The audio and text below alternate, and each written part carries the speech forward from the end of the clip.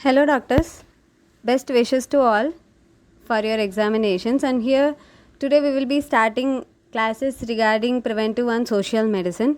So, first we will start with the definition of WHO, that is World Health Organization. Still now they had included three things, that is physical, mental, and social well being. And now they are thinking about adding social and economical well being also in definition of health. So it is health is a state of complete physical, mental and social well-being and not merely absence of disease or infirmity, recently amplified to include and an ability to lead a socially and economically productive life. Just remember these keywords. Then standard of living, we all know what it generally mean. So first it is referring to usual scale of our expenditure, goods we consume and services we enjoy. So it depends on following 3 points. I am just giving you a story. You can remember in that way. Just think that we are building a new house, and we by building new house, what we can do there? We can do proper sanitation and we can improve our nutrition.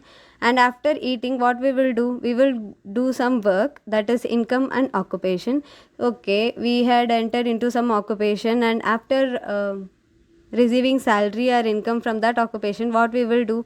We will think about providing it for health services, educational, recreational and other services. Okay, so just think that we are building a home, there we can do sanitation and nutrition, and after eating we are going for a job, and because of job we are getting income, and with the help of income we are going for health services, educational, recreational and other services.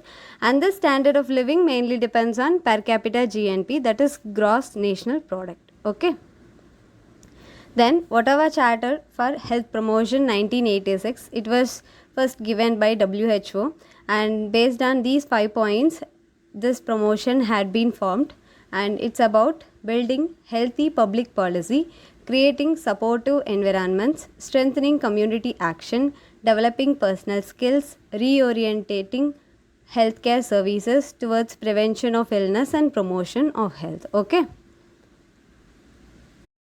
so then comes indicators of health.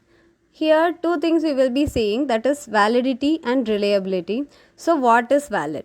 I'll give you some easy example. So we have to measure the area of a rectangle. So what is the formula? It is length into breadth. So here if the question is whether the formula is valid to measure the area of the rectangle, we will say yes, it is valid. So what it means, it should measure what it is supposed to measure. So with the help of the formula we can easily measure the area of a rectangle. So it is a valid formula. Then comes reliability. So here wherever if we are repeating the same calculation by different people, we should get the same answer. So that is reliability. The answer should be same if measured by different people in similar circumstances. I think you can understand easily what is validity and what is reliability.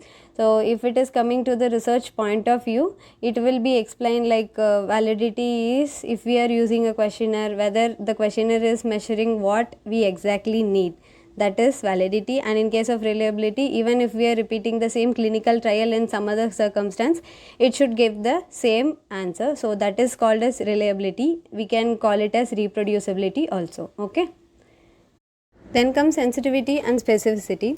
So these two terms we can use in combination in case of screening and diagnostic test.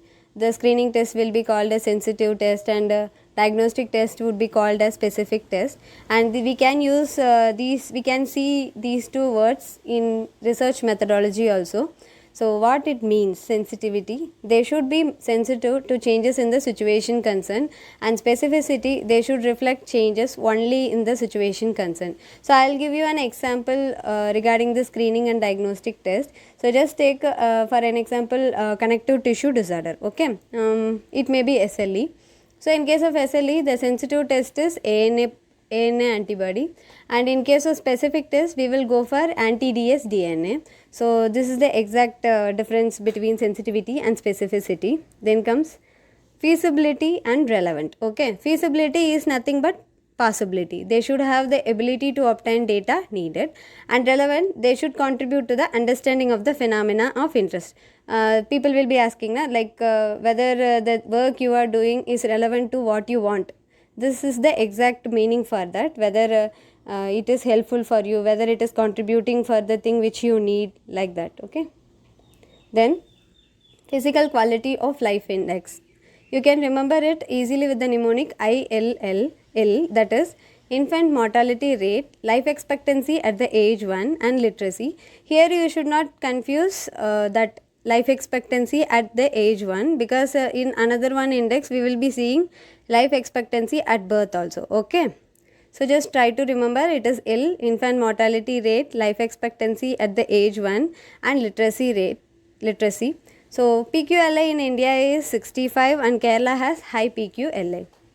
Then Human Development Index, you can remember it with the mnemonic like L, longevity, that is life expectancy at birth. This is the thing I had already told. And then comes I, that is income, real GDP per capita or purchasing power. GDP is gross domestic product. Then comes K and E, it is knowledge and education, that is adult literacy rate and mean years of schooling. And the value of HDI ranges from 0 to 1. This is one of the important